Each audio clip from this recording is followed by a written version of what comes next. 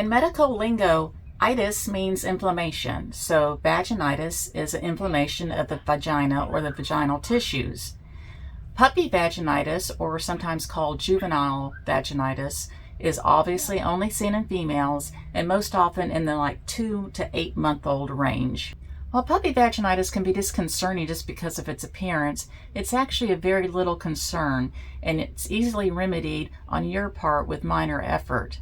In this video, you can learn the signs, the causes, and the short-term and long-term treatments of this condition. The primary sign of puppy vaginitis is going to be a milky white to a yellow mucousy discharge from the vulva, and it can range from just one little gooey drop to a really stretchy string. If your puppy doesn't keep itself particularly clean back there, then that mucousy discharge can dry into like a crusty residue around the vulva and also down the back of the hind legs. Another sign might be another household pet that's showing an unusual interest in or is licking the puppy's vulva. If the puppy starts licking itself excessively around the vulva, that can be another sign. The vulva may appear a little bit swollen and red and irritated, but this is typically because of the excessive licking by the puppy as opposed to the actual vaginitis itself. Finally, if you see your puppy sitting awkwardly and scooting on that vulva, it may be trying to relieve that irritation. The majority of time, you're not even going to know what caused the vaginitis in your puppy, but some very common causes are infection, trauma to the vulva, which can happen whenever a male mounts and tries to breed a puppy even when she's not in heat.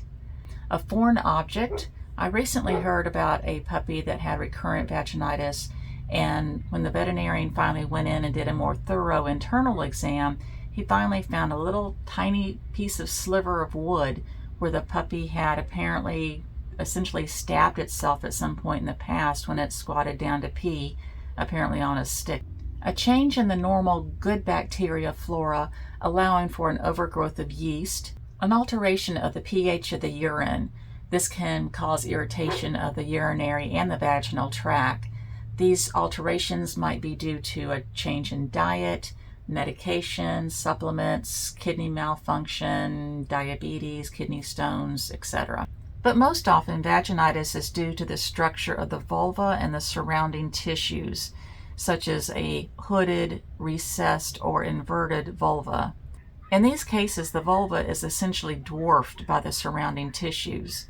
Besides these folds and hairs that are rubbing and causing irritation, they trap urine, dirt, and moisture.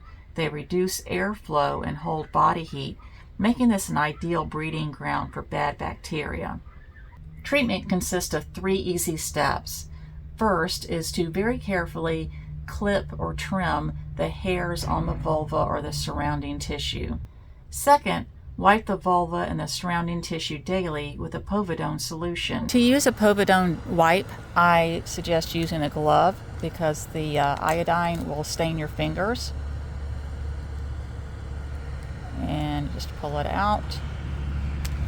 You can even put a glove on this hand as well.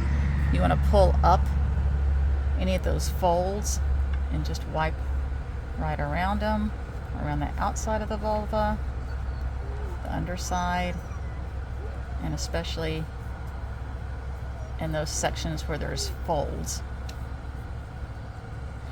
And that's it. And if they lick it afterwards, that's perfectly fine. Third, give probiotics to promote the healthy, good bacteria flora in the vaginal tract. To save you time, I've put links to the povidone wipes and the probiotics that I use on my own dogs in the video description below.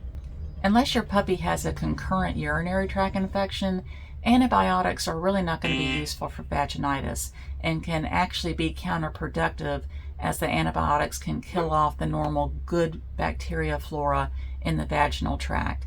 The good news is that puppy vaginitis episodes typically disappear after the puppy's first heat cycle.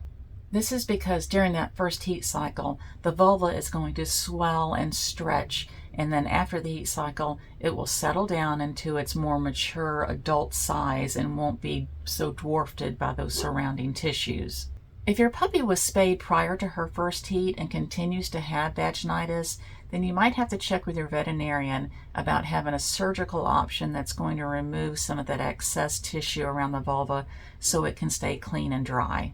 If you found value in this video, I'd appreciate you giving it a thumbs up and clicking the subscribe button. And in the comments below, I would love to hear about your own experience with puppy vaginitis. Take a bow. Good job.